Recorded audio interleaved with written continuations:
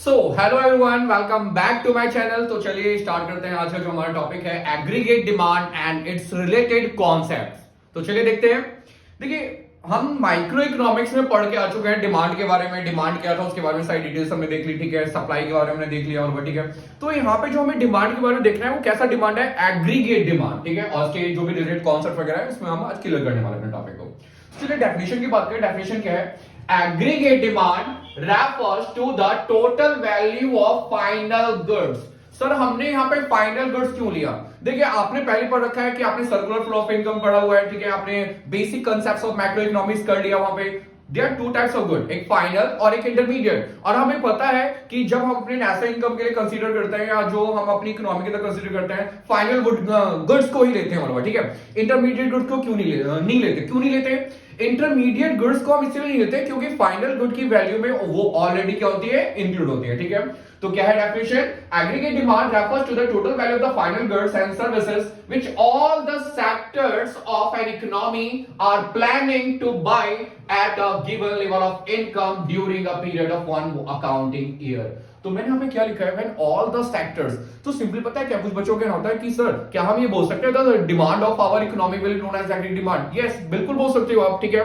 फिर demand of economy, आखिर हमारी इकोनॉमी बनी कैसे है? देखिए, आपने अगर नहीं देखा होगा तो जाके देख लीजिएगा। आपका एक जो चैप्टर है सर्कुलर फ्लो ऑफ इनकम, तो उसमें मैंने आपको स्पेसिफिक बता रखा है how many types of sectors, कितने सेक्टर्स हैं, ठीक है। जैसे अगर हम बात करें कितने सेक्टर्स हैं, अगर हम बात करें तो एक तो हमारा हाउस होल्ड हो गया, दूसरा गवर्नमेंट हो गया, तीसरा फॉरेन सेक्टर एंड जिसमें नेट एक्सपोर्ट वगैरह करते हैं, और एक हमारा फॉर्म, ठीक है। तो देखते हैं ऑल ओवर, जब ये सारे सेक्टर्स एक साथ अपने पैटर्न के अकॉर्डिंग डिमांड करते हैं तो उनके डिमांड का पैटर्न ही हमारा एग्रीगेट डिमांड कहलाएगा। तो again we are repeating the definition of aggregate demand. Aggregate demand refers to the total value of the final goods and services which all the sectors of an economy are planning to buy at a level of income during a period of one accounting year।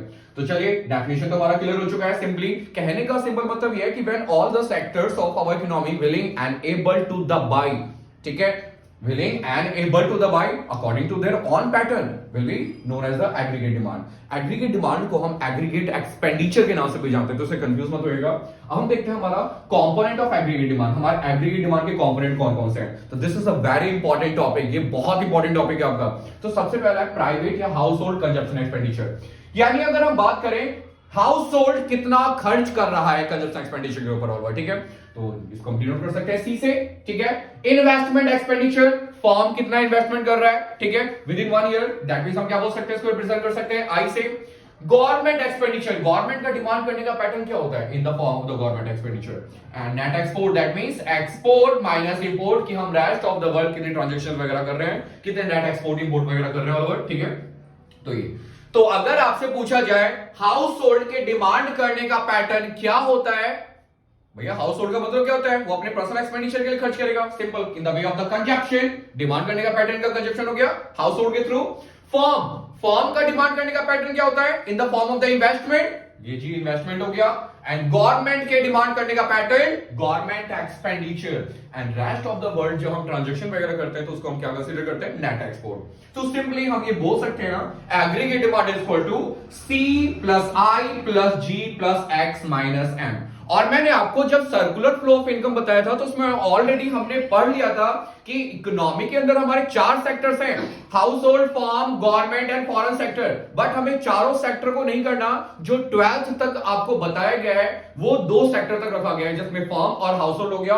Government और rest of the world यानी foreign sector को हमने क्या restriction लगा रखा है, वो हमें नहीं पढ़ना, ठीक है। सो अगर सिंपली अगर आपसे पूछता है 2 मार्कर या 3 मार्कर में कि what are the component of aggregate demand, aggregate demand के कौन कौन से कंपोनेंट है, then you have to write all of these things. आपको ये सभी सारी चीजें लिखनी है।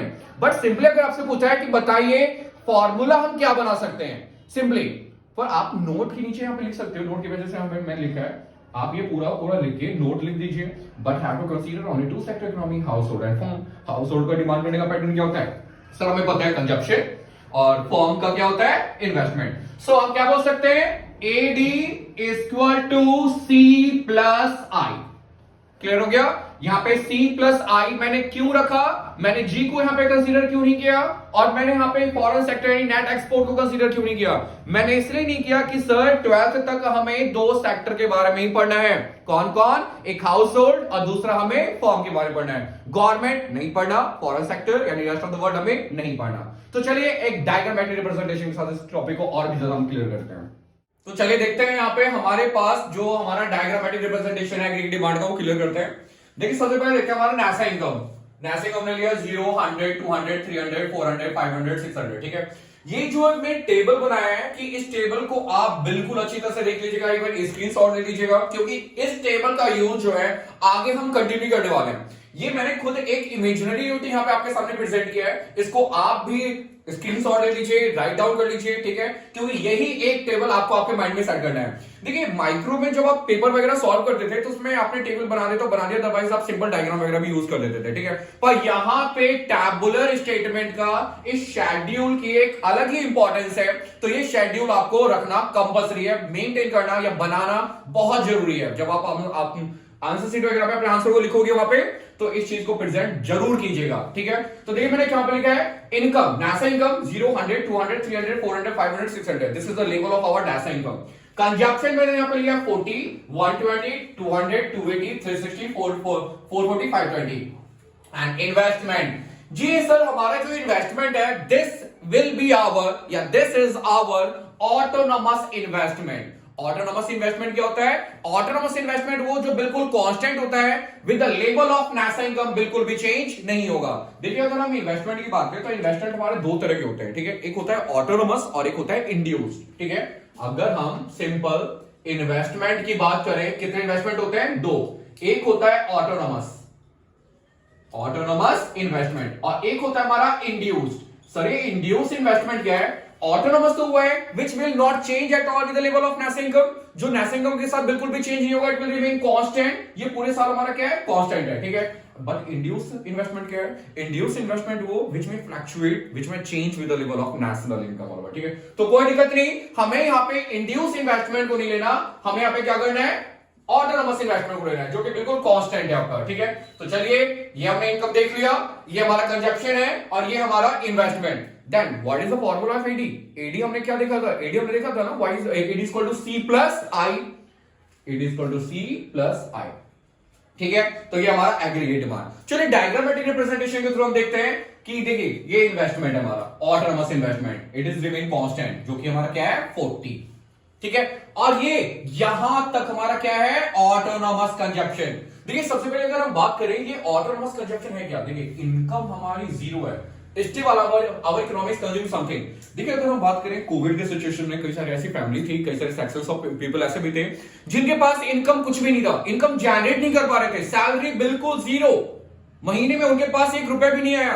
क्या उन्होंने अपना कंजप्शन करना छोड़ दिया क्या हमारी इकोनॉमी कंजप्शन करना छोड़ देगी, बिल्कुल भी नहीं। डजंट मैटर आप इनकम जनरेट नहीं कर पा रहे हो, अगर इनकम नहीं आ पा रही है कोई दिक्कत नहीं, पर आप अपनी कंजप्शन कभी खत्म नहीं कर सकते। देखिए अगर मैं बात करूं सिंपल एक एग्जांपल के, तो यहां पे देखते हैं इनकम मेरी जीरो है, मैंने कुछ भी इनकम जनरेट नहीं किया, क्या मैं कंजप्शन करना छोड़ दूंगा क्या, बिल्कुल भी नहीं, कंजप्शन कोई भी नहीं छोड़ता। Still we will consume something, जो भी हम कंज्यूम करेंगे that will be our autonomous consumption. तो देखिए और एक चीज और याद रखिएगा, consumption will never be zero, consumption क्या नहीं होगा, कभी जीरो नहीं होगा। तो चलिए यहाँ पे देखा हमने ये डायग्राम जो भी है, ये शेड्यूल है, इस शेड्यूल को हमने ग्राफिकली रिप्रेजेंट कर दिया, this is our autonomous investment. ये जो आप डायग्राम देख रहे हो यहाँ पे डॉटेड सीन यहाँ पे आई, जो ये हमारा क्या है, इन्वेस्टमेंट है, autonomous investment which will remain constant. देखिए इनकम आपकी 100 है, 200, 300, 400, 500, 600, क्या ये इन्वेस्टमेंट फ्लक्चुएट हो रहा है क्या, बिल्कुल भी नहीं हो रहा, that is our autonomous investment.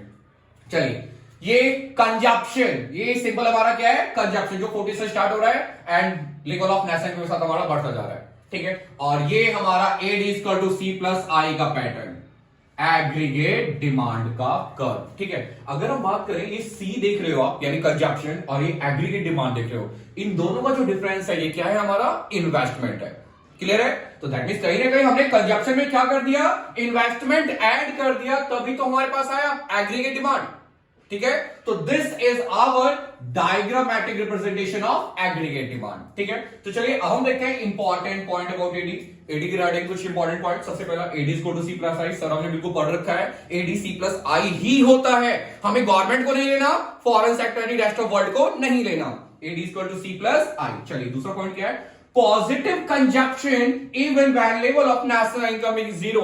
आपका level of national income zero ही क्यों ना हो, कंजप्शन में पॉजिटिव समथिंग, कंजप्शन कुछ ना कुछ तो जरूर होगी, जिसको हम किसके नाम से जानते हैं, ऑटोनोमस कंजप्शन। तो एक नंबर का यहाँ पे क्वेश्चन भी है आपका। ठीक है, what is mean by autonomous consumption? Autonomous consumption क्या होता है? ऑटोनोमस कंजप्शन वो कंजप्शन है विच विल एग्जिस्ट समथिंग, जो कुछ ना कुछ होगी, जिसकी कुछ ना कुछ वैल्यू होगी, even when level of national income is zero, चाहे income of level national income zero क्यों ना हो। ठीक है, तो चलिए ठीक है, अगला है आपका स्लोप ऑफ कंजप्शन कर्व। बिल्कुल देखते हैं स्लोप। हमें इतना पता है कि कंजप्शन कभी जीरो नहीं हो सकता, बट इट में fluctuate with the level of national income. ये लेवल ऑफ नेशनल इनकम के साथ क्या हो सकता है, फ्लक्चुएट हो सकता है।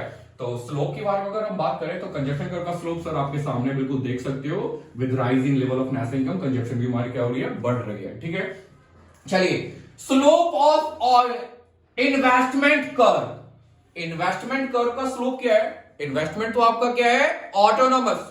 ये ऑटोनोमस आपका क्या है, investment. That means it will remain constant. ये बिल्कुल कांस्टेंट है, जैसे कि आप देख सकते हो 40 40 40 40 40। ये इनकम के लेवल के साथ बिल्कुल फ्लक्चुएट नहीं हो रहा। तो सिंपल आप ये बोल सकते हो, जो इन्वेस्टमेंट कर्व है will parallel to the X axis. आप ये भी लिख सकते हो, it will remain constant at all the level of national income. चलिए starting point of AD. AD का स्टार्टिंग पॉइंट क्या होता है? This is the starting point of AD. और हमें पता है, कभी ये मत लिख दीजिएगा कि AD will start from zero. AD will never start from zero. Aggregate demand कभी भी आपका जीरो से स्टार्ट नहीं होगा। Aggregate demand will start from this point. चलिए स्लोप ऑफ एडी, भैया कंजप्शन कर्व का स्लोप आपका अपवर्ड स्लोपिंग होता है। With rise in level of national income consumption बढ़ रही है तो एग्रीगेट डिमांड भी तो बढ़ेगी। बस एक चीज आपको ध्यान देना है यहाँ पे कि aggregate demand and consumption will never be zero due to the autonomous consumption. ठीक है, कंजप्शन कुछ ना कुछ तो एग्जिस्ट जरूर होता है। होप सो ये पॉइंट, ये जो सारे टॉपिक है आपका क्लियर हो चुका होगा। तो नेक्स्ट वीडियो में आगे हम कंटिन्यू करेंगे इस चैप्टर को, जिसमें हम एग्रीगेट सप्लाई के बारे में और हम प्रोपेंसिटी कंज्यूम्स वगैरह के बहुत सारे टॉपिक्स है जो इस चैप्टर के अंदर रह गए, रिमेनिंग है, उसको हम आगे आने वाले वीडियो में करेंगे। ठीक है, इस अगर यहां तक इन पॉइंट्स के रिगार्डिंग अगर आपकी कोई भी क्वेरीज वगैरह होती है तो प्लीज कमेंट कर सकते हो बेशक। ठीक है, और इंस्टाग्राम आईडी मेरे उसमें लिंक में दे रखा है, दे दूंगा मैं। ठीक है, आप वहां पे जाकर अपनी क्वेरीज वगैरह मेंशन वगैरह कर सकते हो। तो इस चैनल को ज्यादा से ज्यादा लाइक कीजिए। ठीक है, और वीडियो अच्छी लगी तो लाइक करो, चैनल को सब्सक्राइब करो। ठीक है, थैंक यू सो मच।